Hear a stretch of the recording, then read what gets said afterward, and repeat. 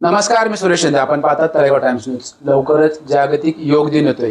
योग हा असा प्रकार आहे ज्याच्यामधून वयोवृद्ध असो किंवा लहान मुलं असो त्याच्यामधून ते चांगलं स्वतःचं आरोग्य जपू शकतात. सध्या आपण पाहतोय अनेक दवाखाने फुल आहेत. याचं कारणही तेच तसं आहे. काही वर्षापूर्वी अनेक नागरिक फक्त व्यायाम करून किंवा घरगुती काम करून तंदुरुस्त राहायचे, परंतु सध्या मात्र वेगवेगळं खाणं असो किंवा जीवनशैलीचे जे प्रकार आहे किंवा धावपळीचे जे योग आहे त्याच्यामध्ये अनेक लोक आजारी पडतात आणि त्याच्यामुळं साहजिकच लोकांची वयोमर्यादा सुद्धा कमी होताना दिसते. आता आपल्यासोबत तळेगाव दाभाडे या ठिकाणी असणाऱ्या एक योग प्रशिक्षक आहेत, जे अनेक नागरिकांना कित्येक वर्षापासून योगाचं प्रशिक्षण देत आहेत. नक्की त्यांच्याकडे माहिती जाणून घेऊ की नक्की योग दिन का साजरी करावा आणि नक्की त्याचं महत्व काय. मॅडम नमस्कार. नमस्कार. काय ओळख सांगाल, आपलं नाव सांगावं. माझं नाव वृंदा महेश भेगडे. मी तळेगाव दाभाडे इथे राहते. मी गेल्या 4 वर्षापासून या क्षेत्रात आहे. तसं 5 वर्ष झाले.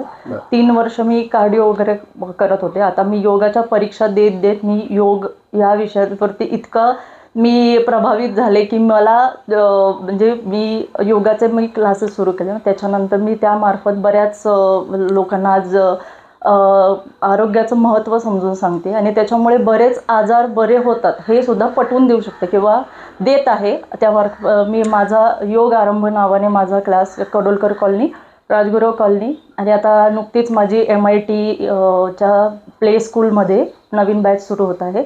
इथे माझं काम सुरू आहे आणि मी बऱ्याच विद्यार्थ्यांना योगाविषयी अवेअर करत आहे आणि हा माझा प्रयत्न सतत चालू राहील. कारण काय आहे, आजकाल जसं तुम्ही आत्ता शिंदे सर जसं म्हटले की तळेगावात खूप जास्त हॉस्पिटल्स वाढलेत आणि खरीच गोष्ट आहे. आज आपण तळेगाव एक थंड हवेचं ठिकाण म्हणून ओळखत होतो. आज मुंबईची लोक एक समाधान मिळवण्यासाठी किंवा एक त्यांना एक छान पर्याय म्हणून ते तळेगावकडे बघत होते. पण आज तुम्ही बघत असाल तर तळेगाव सारख्या ठिकाणी आज कॅन्सर हॉस्पिटल आले. म्हणजे आपण किती अधोगतीकडे चाललो आहे. म्हणजे प्रगती होती ही गोष्ट चांगली आहे, पण त्याच्याबरोबर आपण अधोगतीकडे पण चाललो आहोत. कारण लोक धावपळीच्या जगात आज स्वतःकडे लक्ष देत नाहीयेत, स्वतःसाठी वेळ देत नाहीयेत आणि ज्या शरीरात आपण राहतो त्याच्याकडे दुर्लक्ष करून आज स्वतःची इतकी काय आपण म्हणू शकतो अवहेलना करतायत, ज्याच्यामुळे खूप जास्त प्रमाणात हेल्थ इश्यू वाढलेत. माझ्याकडे बऱ्याच लहान मुली येतात ज्या लहानपणापासून जे प्रॉब्लेम्स आहेत, म्हणजे ज्या गोष्टी आपण कधी ऐकल्याही नव्हत्या त्या आज खूप तो कॉमन इश्यू झालेला आहे. मुलींच्या बाबतीत म्हणा किंवा BP, शुगर, थायरॉइड हा तर कॉमन प्रॉब्लेम आहे. म्हणजे माझ्याकडे त्यासाठी बऱ्याच विद्यार्थिनी येतात आणि मला खूप असं त्या एक चिंतेचा विषय आहे आज हा. तर त्याविषयी नक्कीच अवेअरनेस करण्याचा माझा हेतू आहे. आपण विद्यार्थी म्हटला म्हणजे विद्यार्थीची वयोगट किती आहे साधारण, किती लोक वयापासून आपण योग शिकू शकतो, काय सांगू शकाल आपण. नाही, योग करण्याला वय नाहीये काही. तुम्ही कोणत्याही वयात जोपर्यंत तुमचे हातपाय हलतात त्या वयापर्यंत करू शकता. अगदी जन्मले 2 वर्षापासून ते अगदी तुम्ही बेडवर असाल तरी सुद्धा तुम्ही एक बेसिक हालचाली करू शकता. नाही असं नाही, त्याला काही वय नाहीये योग करायला, तुम्ही करू शकता. आता हे उद्याचा जो योग दिन आहे 21 तारखेचा, त्याचं काय थीम काय या वर्षीची. ॲक्च्युली योग दिवस हा आता आपण एक स्पेशल काहीतरी करण्यासाठी किंवा मोदीजींनी जो सुरू केला आहे 2014 पासून योग दिवस 21 जून हा त्यांनी ठेवण्याचं कारण असं होतं की हा वर्षातला सगळ्यात मोठा दिवस आहे आणि काहीतरी त्या दिवसाला एक स्पेशल महत्त्व राहावं, लक्षात राहावं म्हणून हा योग दिवस 21 तारखेला करण्याचा किंवा एक स्पेशल दिवस त्यांनी ठरवला. आणि योग हा फक्त 21 तारखेला करावा असं काही नाहीये, तो तुम्ही चालूच ठेवा. 365 दिवस करायचा. कारण कसं आता तुम्ही बघितलं असेल योग दिवस आलाय म्हणून सगळीकडे फक्त योगाचे वारे वाहत आहेत, पण असं नाहीये. योग हा तुम्ही अगदी जन्मभर करण्याची गोष्ट आहे. आता काही नागरिकांचा असा प्रश्न असतो की हिवाळा असेल तर आपण जिम मध्ये जावं किंवा उन्हाळा असेल तर आपण घरच्या घरी व्यायाम करावा, जास्त उन्हाळ्यात जावं. तसं योगाचं काय महत्व आहे किंवा कसा करू शकतो, सोपा कसा आहे, व्यायामाच्या दृष्टीने योगा कसा सोपा आहे, काय सांगू शकतो. जसं शिंदे सरांनी विचारलं की योग सोपा कसा आहे, तर आता कसं होतं धावपळीच्या जीवनात महिलांकडे वेळ नाहीये. सकाळी मुलांची शाळा, सासू सासऱ्यांचं करणं किंवा घरातलं करणं या सगळ्या वेळ मिळत नाही. पण असं नाहीये, तुम्ही हा योग घरी करू शकता. अगदी तुमच्याकडे काही नसेल, तुम्ही ऑनलाईन जॉईन करू शकता.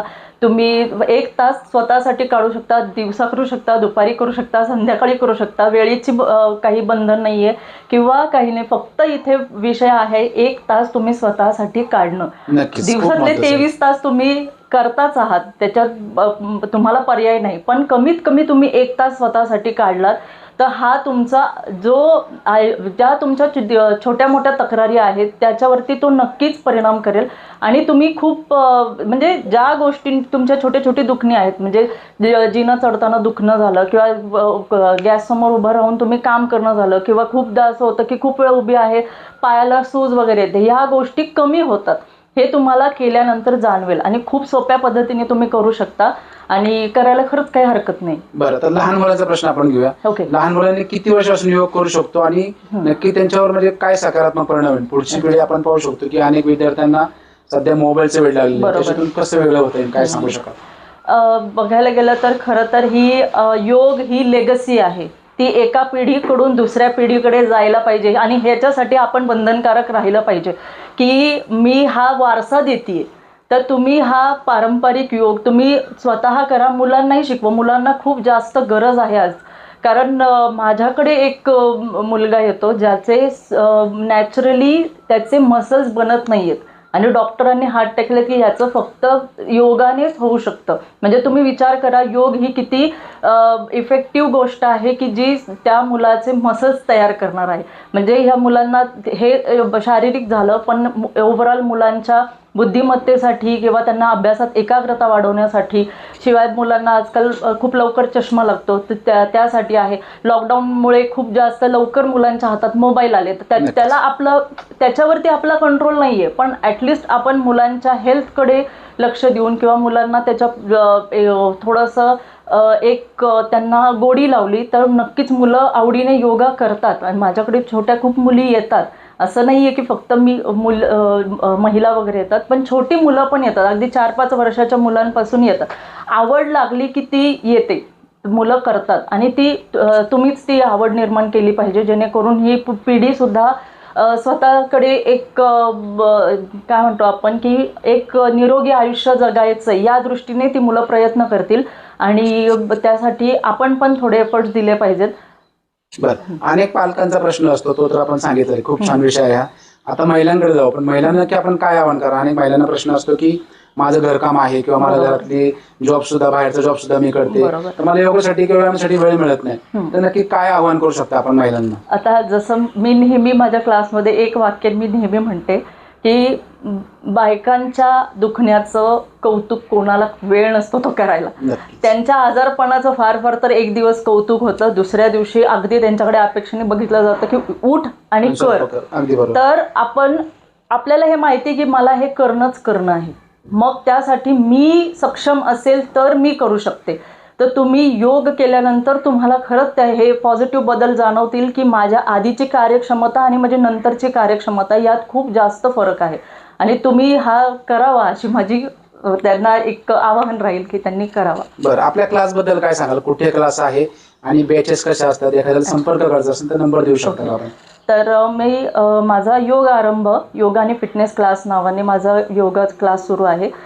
कडोलकर कॉलनीमध्ये आपल्या शहांच्या बंगल्यामध्ये माझा क्लास चालतो. माझी सकाळी 6 ते 7ची एक बॅच असते, त्याच्यानंतर 7:15 ते 8:15 असते, नंतर 8:30 ते 9:30 असते, नंतर संध्याकाळच्या बॅचेस आहेत. बॅचेस प्रमाणेच आणि याच्यात माझं एक मी इथे प्रकर्षाने सांगू इच्छिते की मी फक्त एकटी पुढे जात नाहीये. जेव्हा मी DYT करत होते, माझ्या बॅचच्या मी मुलींना घेऊन आम्ही एक तुम्ही म्हणा क्रांती करायचा विचार केला असेल किंवा अवेअरनेससाठी म्हणा किंवा एक जागरूकता योगाविषयी निर्माण करायची म्हणा, मी त्या मुलींना इन्क्लूड केलंय आणि आम्ही त्या जास्तीत जास्त बॅचेस वाढवण्याचा प्रयत्न करतोय, जास्तीत जास्त लोकांपर्यंत पोहोचण्याचा प्रयत्न करतोय आणि अगदी माफक फीमध्ये आम्ही क्लासेस घेतोय. बरं, एखादा संपर्क नंबर देऊ शकाल आपण? एखाद्या गृहिणीला वाटले की मला क्लास लावायचा आहे तर काय सांगू शकाल? माझा मोबाईल नंबर आहे 9960090181. अल्टरनेट नंबर आहे 9130499166. थोडक्यात आता 2 दिवसानंतर योग दिन येतोय, त्या निमित्ताने आपण तळेगाव दाभाडे या ठिकाणी अनेक नागरिकांना, अनेक महिला वर्गांना प्रशिक्षण देणाऱ्या वृंदा बेगडे यांची आपण एक छोटीशी मुलाखत घेतली. लवकरच योग दिन येतोय, प्रत्येक नागरिकांनी योग करावा जेणेकरून आपलं आरोग्य देखील चांगले जाऊ शकेल. तळेगाव टाइम्स न्यूज पाहिल्याबद्दल सर्वांना धन्यवाद.